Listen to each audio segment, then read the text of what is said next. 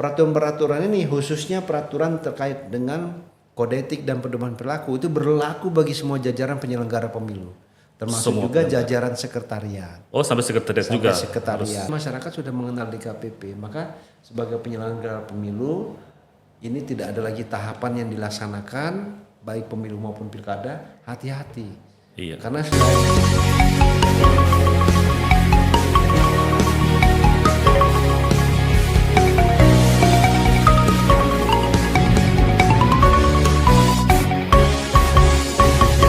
Halo teman pemilih dimanapun Anda berada, khususnya ada yang ada di Sulawesi Utara. Kembali berjumpa dengan podcast KPU Sulut. Assalamualaikum warahmatullahi wabarakatuh. Shalom. salam. Om Swastiastu, Namo Buddhaya, salam kebajikan. Dan di podcast KPU Sulut ini kita akan berbincang-bincang dengan narasumber tentang ngobrol tentang politik, tentang demokrasi, tentang penyelenggaraan pemilu. Nah, di episode, bisa dibilang episode perdana dengan tampilan baru dari KPU Sulut, podcast KPU Sulut ini, kami menghadirkan tamu spesial. Bisa dibilang salah satu tokoh nasional, beliau adalah anggota Dewan Kehormatan Penyelenggara Pemilu Republik Indonesia. Baik, kita langsung sapa beliau. Beliau adalah Bapak Tio Aliansyah. Betul Pak? Selamat Iya. siang Pak. Selamat Apa siang. kabar Pak? Alhamdulillah sehat. Baik.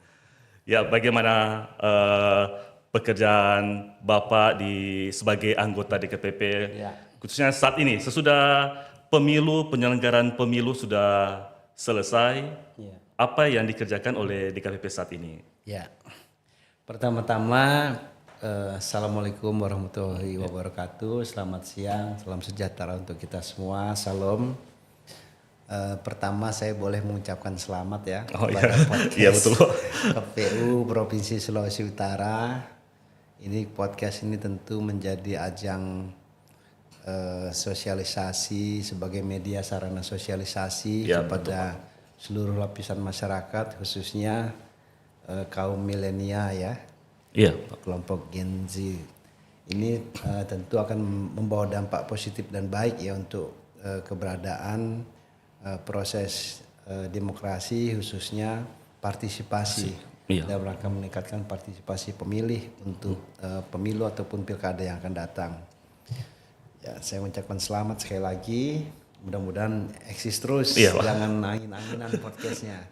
Oke Pak, izin saya potong dulu Pak. Sebelum tadi pertanyaan tentang apa yang sedang dilakukan di KPP, mungkin supaya masyarakat teman pemilih lebih mengenal sosok Bapak Tio Aliansyah ini, mungkin Pak bisa jelaskan profil latar belakang Bapak sebelum menjadi anggota DKPP. Ya, saya menjadi penyelenggara pemilu di tingkat kabupaten itu sejak tahun 99. Oh, Jadi dari KPU kota. 99 itu saya sebagai Panwas Kabupaten. Oh, Panwas Pak. Itu pemilu pertama pasca era reformasi di mana situasi politik sangat anomali ya.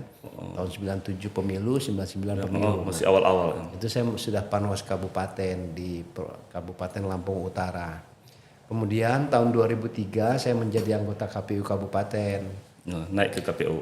Naik KPU Kabupaten sampai tahun 2014. 2 periode di KPU Kabupaten. Jadi hampir 11 tahun di KPU Kabupaten karena ada masa perpanjangan pada waktu itu. Nah itu saya menggelar pilkada pertama kali di tahun 2005. Pilkada yang dipilih langsung oleh rakyat. Oh ya, 2005. Kemudian 2014 saya di KPU Provinsi Lampung dari periode pertama 2014-2019 dan periode kedua 2019 mestinya 2024, tetapi saya dilantik di tengah jalan sebagai anggota Dewan Kehormatan Penyelenggara Pemilu tahun 2022, tepatnya bulan September oleh Bapak Presiden Jokowi pada waktu itu. Jadi meninggalkan KPU Provinsi Lampung sekitar 2 tahun lebih masa jabatannya saya tinggalkan. Nah itu saya sudah memiliki pengalaman menyelenggarakan pemilu, pilkada, merekrut PPK, PPS, bahkan merekrut KPU Kabupaten Kota pada waktu itu. KPU Kabupaten Kota tahun 2014 itu masih diseleksi oleh KPU Provinsi. Iya, dulu masih KPU Jadi Provinsi. masih kita di provinsi yang menseleksi. Nah itu pengalaman saya selain ada aktivitas organisasi dan lain sebagainya, di kepemiluan saya hampir 20 tahun di KPU. Iya. Dan ad hoc-nya itu hampir 1 tahun di Panwas Kabupaten. Panwas Kap Kota ya. Itu pengalaman saya. Iya, kayaknya sudah paripurna dengan ilmu penyelenggaraan pemilu ini. Ya, maka saya banyak pengalaman itu ya, jadi saya sedikit mengetahui seluk-beluk proses penyelenggaraan pemilu, pilkada, apalagi pemilu di tahun 2024 ini ya. Itu kan undang-undangnya sama dengan undang-undang pemilu tahun 2019. Oh ya. Apalagi pilkada ini juga kan undang-undangnya sama dengan pilkada terakhir tahun 2020. 2020, iya. Pilkada 2016, pilkada 2017, 18, 2020 itu kan undang-undangnya sama dengan undang-undangnya sekarang. Hanya ada beberapa revisi tapi tidak substansi terkait dengan proses rekrutmen badan ad hoc, tidak terkait dengan proses pencalonan dan lain sebagainya. Iya. Jadi sama dan serentak juga di 2024 ini. Ya, nah itu setelah di DKPP ini pertanyaannya tadi, setelah pemilu dan pilkada apa yang dilakukan? Jadi DKPP itu sesuai dengan tugas, kewenangan dan kewajiban yang diatur dalam Undang-Undang Pemilu, Undang-Undang 7 tahun 2017. Tugas DKPP itu menerima pengaduan, kemudian melakukan pemeriksaan, kemudian kewenangannya itu memanggil para pihak, pengadu, teradu, saksi, pihak terkait yang dibutuhkan keterangannya dihadirkan dalam sidang pemeriksaan dan memutus terhadap dugaan pelanggaran etik atau perilaku bagi semua jajaran penyelenggara pemilu. Apakah diberi sanksi kalau dia terbukti, sanksinya apa, ataukah direhabilitasi jika tidak terbukti. Jadi amar putusan DKPP itu ada dua. Ada rehabilitasi, ada diberi sanksi. Rehabilitasi itu bagi penyelenggara pemilu yang dilaporkan tidak terbukti melanggar etik. Nah, diberi sanksi itu bagi penyelenggara pemilu yang dilaporkan dan terbukti melanggar etik. Nah, sanksinya juga bermacam-macam. Ada 3 tingkatan. Ada teguran tertulis, kemudian ada juga pemberhentian sementara dan ada pemberhentian tetap. Nah, teguran tertulis ini juga ada tingkatan juga. Ada yang ringan, sedang dan berat. Nah, yang paling berat berhenti tetap. Tapi berhenti tetap ini juga kan ada tiga jenis juga. Ada yang diberhentikan tetap sebagai ketua divisi, ada yang diberhentikan tetap sebagai ketua, atau ada yang diberhentikan tetap sebagai anggota. Nah, dari ketiga ini yang paling berat diberhentikan tetap sebagai anggota. Nah, kalau sudah diberhentikan tetap sebagai anggota oleh DKPP, untuk menjadi penyelenggara pemilu lagi tentu akan sulit. Sanksi pemberhentiannya itu berat. Nah, oke Pak, tentang tadi Bapak mention tentang sanksi-sanksi ya, tentang sanksi-sanksi yang diterapkan oleh DKPP. Kalau kita flashback dengan kasus tahun lalu ya, tentang adanya sanksi peringatan keras terakhir. Itu kan mungkin cukup mengejutkan publik saat itu. Mungkin bisa Bapak jelaskan maksud dari peringatan keras terakhir, padahal sudah dapat juga peringatan keras sebelumnya. Jadi DKPP ini kan dalam memberikan sanksi bagi penyelenggara pemilu yang melanggar etika itu tidak kumulatif. Jadi dia bisa saja dalam menjalani tahapan pilkada atau pemilu itu kan ada tahapan namanya tahapan pencalonan. Dimulai dari penyerahan dukungan bakal pasangan calon perseorangan. Itu ya. Termasuk juga pemilu juga. Pemilu juga dimulai dari penyerahan dukungan calon perseorangan. Iya, ada tahapan itu. Masuk ke pencalonan. Nah, pada masa tahapan pencalonan ini ada seorang anggota penyelenggara pemilu misalnya dilaporkan ke DKPP, terbukti melanggar dan berat pelanggarannya, maka diberi sanksi peringatan keras terakhir. Itu di masa pencalonan. Kemudian pada saat masa kampanye misalnya ada laporan lagi. Nah, dia diberi sanksi lagi. Sanksi peringatan keras terakhir juga bisa terkait dengan tahapan yang berbeda. Gitu. Jadi dilihat tahapannya, tidak sekaligus. Ya.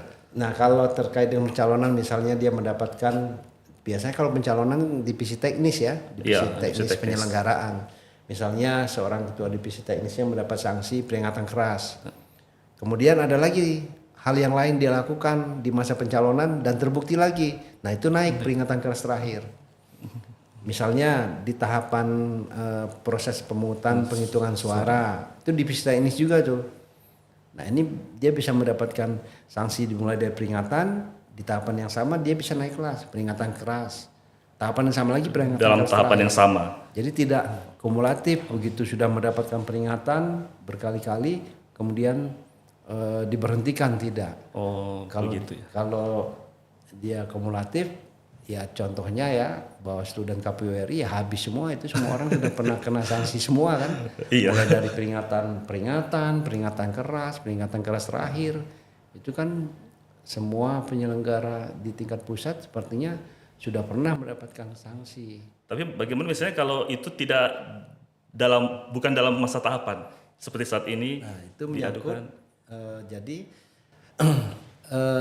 peraturan DKPP nomor 2 tahun 2017 itu tentang kode etik dan pedoman perilaku penyelenggara pemilu. Nah, yang dari sisi etik itu banyak terkait dengan profesionalisme penyelenggara pemilu, integritas penyelenggara pemilu. Itu kemudian dari sisi perilaku, nah ini banyak juga menyangkut dengan hal-hal yang tidak ada kaitannya dengan tahapan penyelenggaraan pemilu dan pilkada. Seperti contohnya, kalau dari sisi penyelenggaraannya jelas ya, profesionalisme, integritas, kemudian dari sisi perilakunya integritasnya ya, integritas yang dinilai. Nah, contohnya yang perilaku ini seperti contohnya misalnya bermain judi, mabuk-mabukan, Itu bisa dilaporkan, diadukan itu juga ya. bisa dilaporkan dan bisa diadukan ke DKPP. Iya. Kemudian KDRT, gitu. Perbuatan asusila, pelecehan seksual, berzina itu bisa dilaporkan ke DKPP. Jadi itu menyangkut perilaku, tidak ada kaitannya dengan tahapan. Gitu. Dan itu sudah banyak yang diberi sanksi terkait dengan perilaku penyelenggara pemilu, mulai dari narkoba, mabuk minum-minuman, kemudian asusila, pelecehan seksual, kemudian ada juga yang termasuk tidak membayar, punya hutang tidak dibayar, itu ada juga yang laporkan ke DKPP menyangkut perilaku penyelenggara pemilunya. Gitu.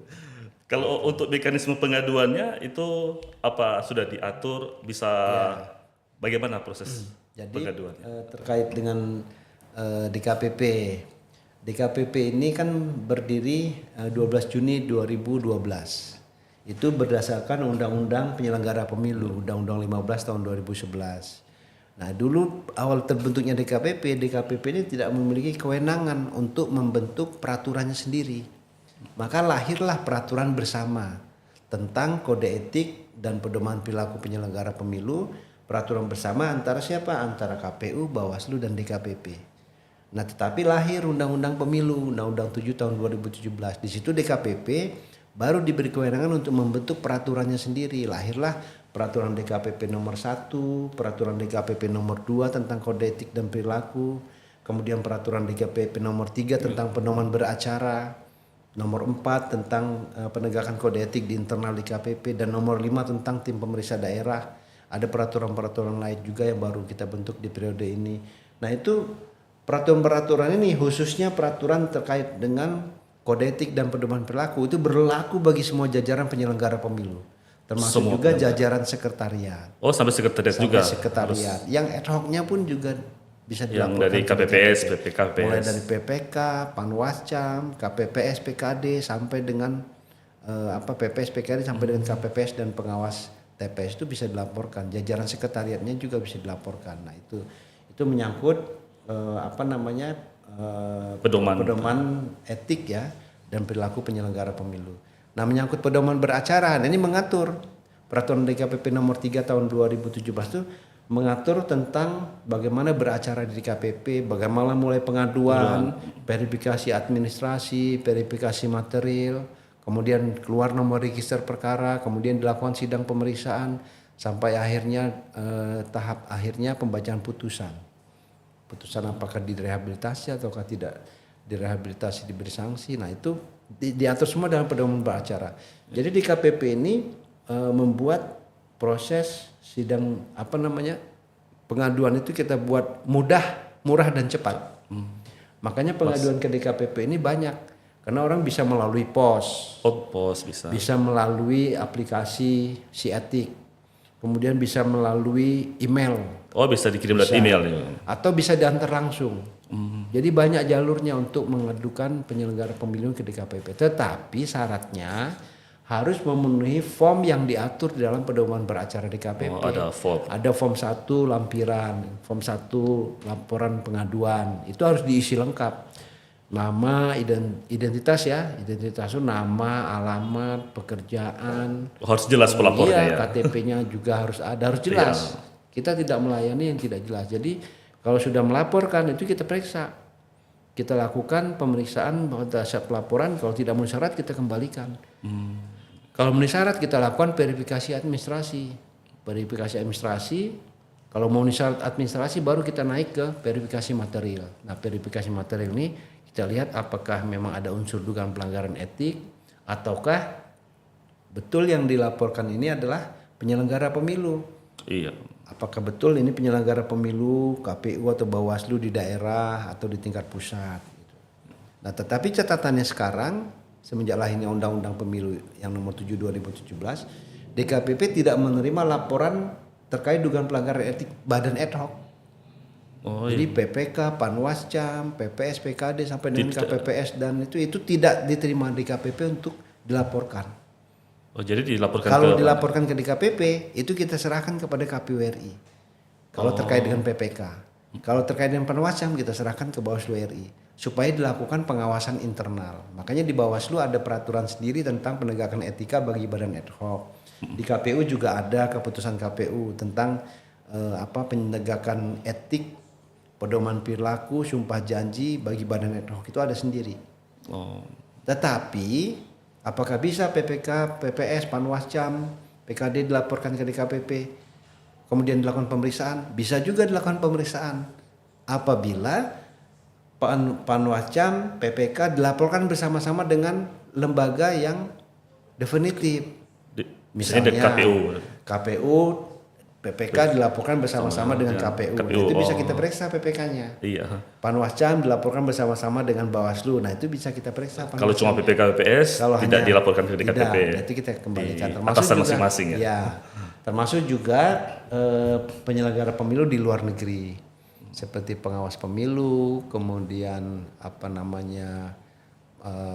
petugas pemilihan di luar negeri, PPLN itu juga tidak bisa kita lakukan pemeriksaan. Itu kita serahkan kepada KPU maupun kepada Bawaslu.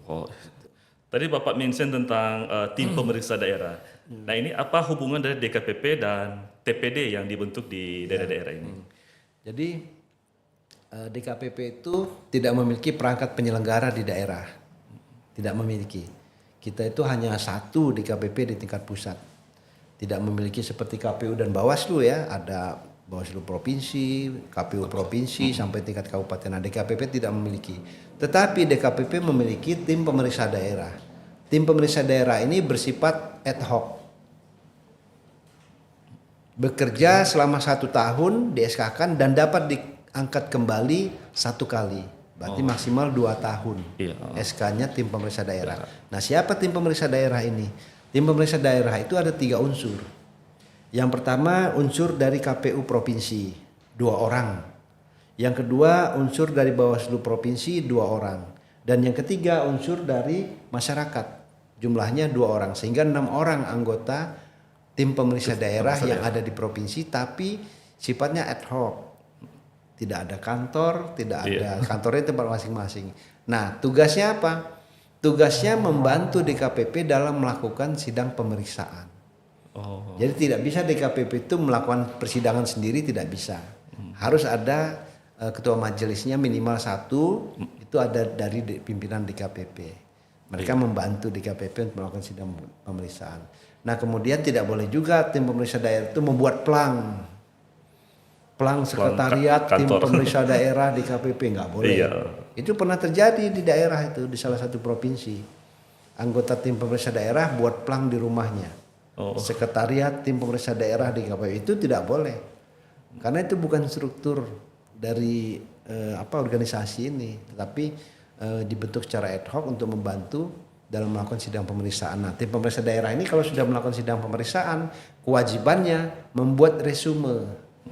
Dia juga bisa memberikan keputusan. Iya, resume dan rekomendasi. Rekomendasi. Rekomendasi untuk kita nilai nanti dalam rapat pleno, untuk rapat pleno DKPP. rapat pleno putusan, kita bacakan untuk rekomendasinya dan kita akan nilai sebagai pertimbangan apakah memang layak atau tidak rekomendasi yang diberikan oleh tim pemeriksa daerah. Nah, itu tugas tim pemeriksa daerah. Iya. Nah, dalam pengambilan keputusan di DKPP anggota DKPP, apa itu ada perbedaan pendapat mungkin atau semuanya kolektif kolegial satu putusan? Ya, jadi anggota DKPP itu kan ada 7 orang. 7 orang ya, 7 orang. 1 orang itu ex officio dari Bawaslu dan 1 orang ex officio dari KPU RI. 5 orang yang tetap. Nah, jadi 7-7-nya ini anggota pleno. Iya. Anggota pleno dalam memutuskan putusan terhadap perkara tertentu. Nah, semua boleh berpendapat, semua boleh mengemukakan hasil kesimpulan, tetapi kesimpulan apapun yang diambil itulah yang menjadi putusan. Tentunya DKPP dalam mengambil putusan berpedoman dan berpijak kepada fakta persidangan. Iya. Fakta persidangan, peraturan, baik itu peraturan KPU, peraturan Bawaslu maupun peraturan perundang-undangan yang lain.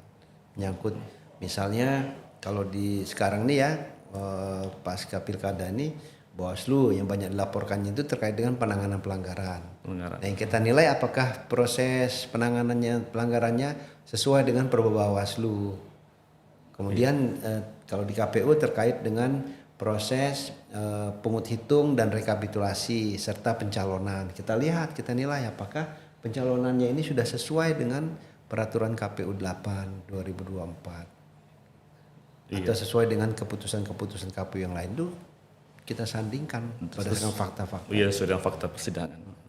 Ya, tadi Bapak sudah jelaskan semua tentang pekerjaan dari DKPP, bagaimana pengambilan keputusan, bagaimana persidangannya, dan semua itu tergambar diterbitkan Indeks Kepatuhan Etika Penyelenggara Pemilu ya tahun 2024. IKEP. Nah, sayangnya ini kalau saya lihat di peringkat IKEP ini, untuk KPU Sulut peringkat 29 kategori cukup patuh ini, Pak. Cukup patuh ya. Ini kira-kira apa yang menjadi indikator sampai untuk wilayah Sulut ini masuk di kategori cukup patuh peringkat 29 dari 38 provinsi. Ya, itu kan jadi IKEP itu Indeks Kepatuhan Etik Penyelenggara Pemilu itu kita bentuk tim. Iya. Jadi kita bentuk tim kerja ya, melibatkan pihak eksternal yang melakukan penelitian dan melakukan wawancara ke seluruh provinsi. Iya.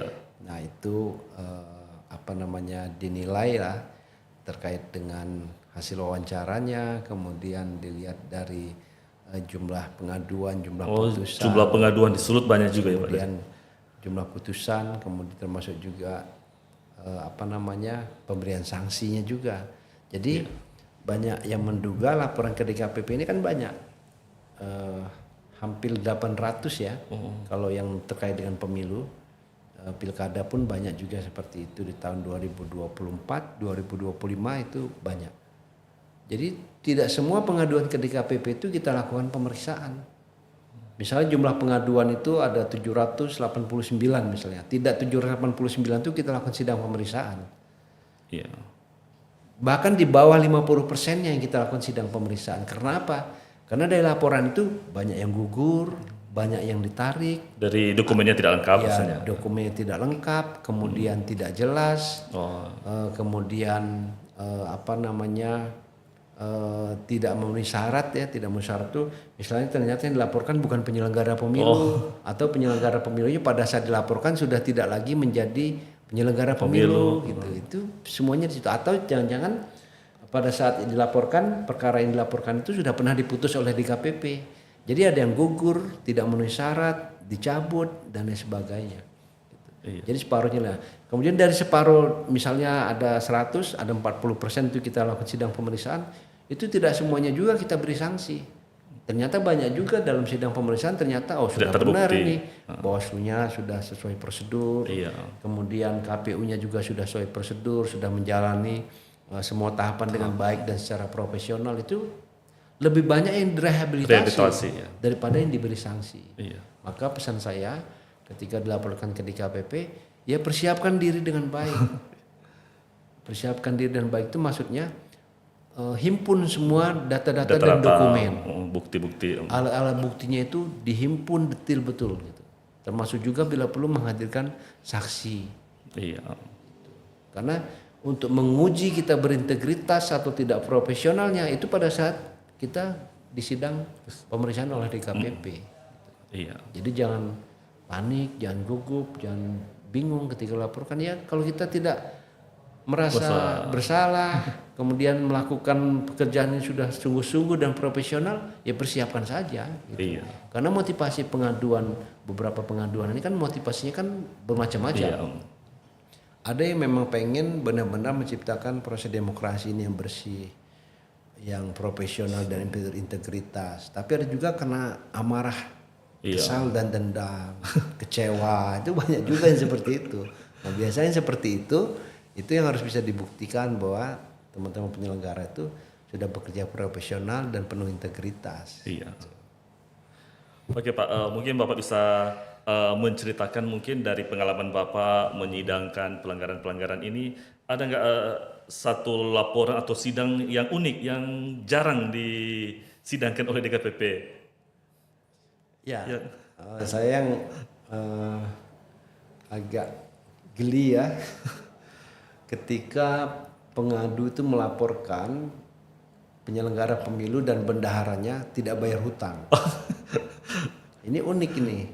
Iya. Kok bendahara penyelenggara pemilu Tidak membayar hutang penyelenggaranya? tidak bayar hutang. Yang melaporkan ini pihak eksternal. Iya. Begitu diperiksa, oh ternyata begini ceritanya. Jadi ceritanya zaman ini periode yang dulu ya, kira-kira 2020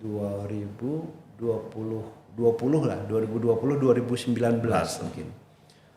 Jadi sering tuh anggaran di penyelenggara pemilu di KPU dan Bawaslu itu ditandai bintang. Iya, diblokir sementara. Diblokir sementara bintang. Sementara tahapan sudah berjalan. Harus melakukan BIMTEK sesuai dengan tahapan. Nah ini kan kadang-kadang bendahara bingung. Akhirnya dia ambil kasbon. Oh, pinjam PA luar. Nggak tahu proses pinjamnya itu berbunga atau enggak, kita nggak tahu ya. Pinjam. Pada saat itu pada saat cair dikembalikan. Pinjam lagi itu sudah biasa. Iya. Pada saat cair dikembalikan. Bintangnya sudah hilang dikembalikan. Kan gitu ya. Iya, biasa dikembalikan pada tempatnya. Nah suatu hari bendaharanya ini nakal. Ada tetangganya mau jual kebun. Kemudian dia tertarik, murah harganya. Akhirnya dia ke tempat ngutang. Iya. Dengan mengatasnamakan ketua dan sekretaris. Ketua, anggota dan sekretaris. Iya. Penyelenggara pemilu. Penyelenggara. Dia pinjam duit, saya pinjam nanti untuk kegiatan kantor, nanti dipulangin gitu. Seperti biasa lah itu ya. Iya.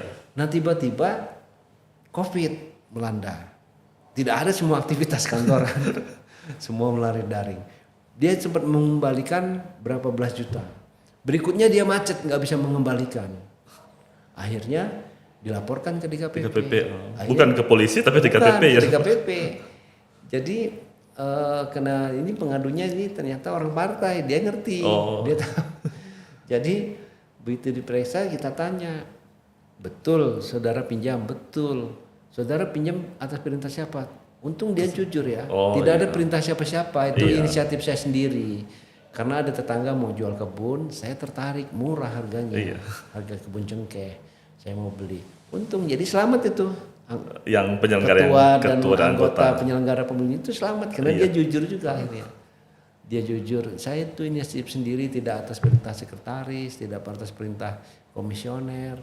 Saya hanya untuk ini, tapi saya mau mulanginya. Saya belum ada duit, waktu itu sempat saya kembalikan berapa belas juta saya kembalikan, sisanya sekian saya belum bisa kembalikan. Jujur.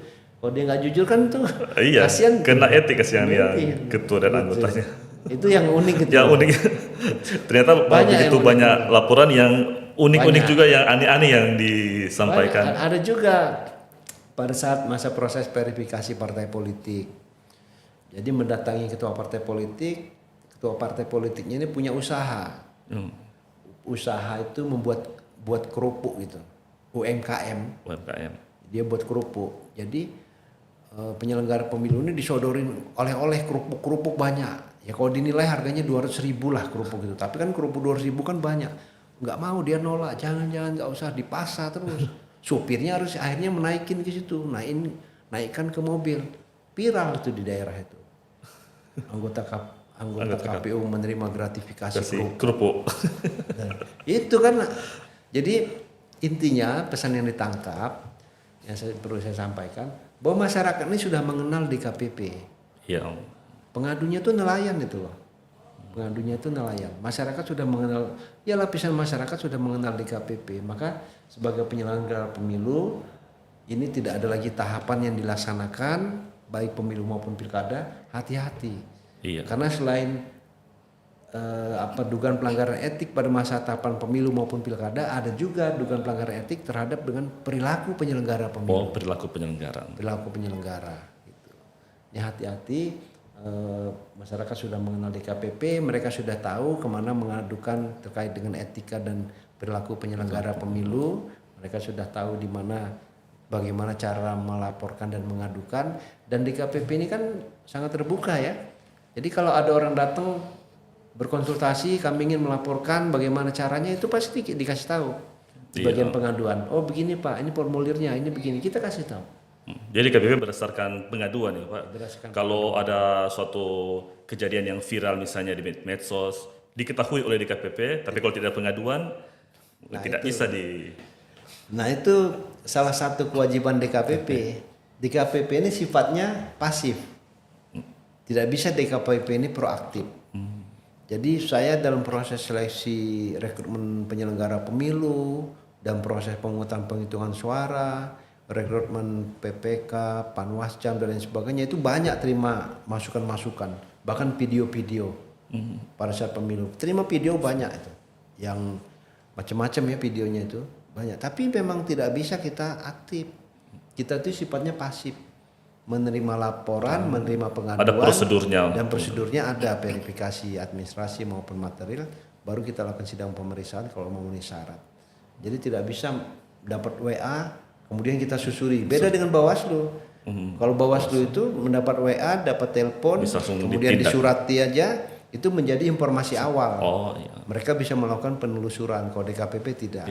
Sifat pasif. Pengaduan yang sudah lengkap, formulir materialnya sesuai dengan pedoman beracaranya DKPP, baru bisa kita lakukan sidang pemeriksaan. Oh iya. Oke, Pak Tio kayaknya sudah cukup ya. Sudah lengkap semua ya yang dijelaskan oleh Pak Tio. Mungkin terakhir Pak Tio bisa memberikan pesan kepada penyelenggara pemilu, khususnya di saat ini tidak ada tahapan, jadi bagaimana harus bersikap. Ada pesan dari Pak Tio, disilakan. Baik, terima kasih. Saya sangat berbahagia ya dan merasa terhormat untuk bisa tampil di podcast KPU Sulawesi Utara. Saya berpesan, mari kita tingkatkan profesionalisme dan integritas penyelenggara pemilu. Jangan karena tidak ada tahapan kemudian penyelenggara pemilu menjadi lalai dan melupakan bahwa ada peraturan DKPP nomor 2 tahun 2017 tentang kode etik dan pedoman perilaku penyelenggara pemilu. Ini harus dipatuhi, dilaksanakan dan wajib sifatnya untuk dipatuhi. Maka dari itu mari hati-hati dalam bekerja bersama-sama untuk meningkatkan demokrasi di Provinsi Sulawesi Utara, partisipasi pemilih, dan meningkatkan pelayanan terbaik bagi semua lapisan masyarakat dimanapun kita berada, khususnya di Provinsi Sulawesi Utara. Supaya juga Pak meningkatkan indeks IKEP ini. Sulut ini terlalu bawah. Yang 29. Iya, 29. Meningkatkan indeks Kode Etik Penyelenggara Pemilu IKEP ya. IKEP. Baik. Terima kasih sekali lagi. Selamat sore. Wassalamualaikum warahmatullahi wabarakatuh. Oke, toh Willy, kami ucapkan terima kasih kepada Pak Tio sudah hadir di ruang podcast KPU Sulut. Salam untuk teman-teman di DKPP dan semoga sukses dan tetap semangat, Pak. Ya. Baiklah teman pemilih dimanapun Anda berada, demikian podcast KPU Sulut edisi kali ini.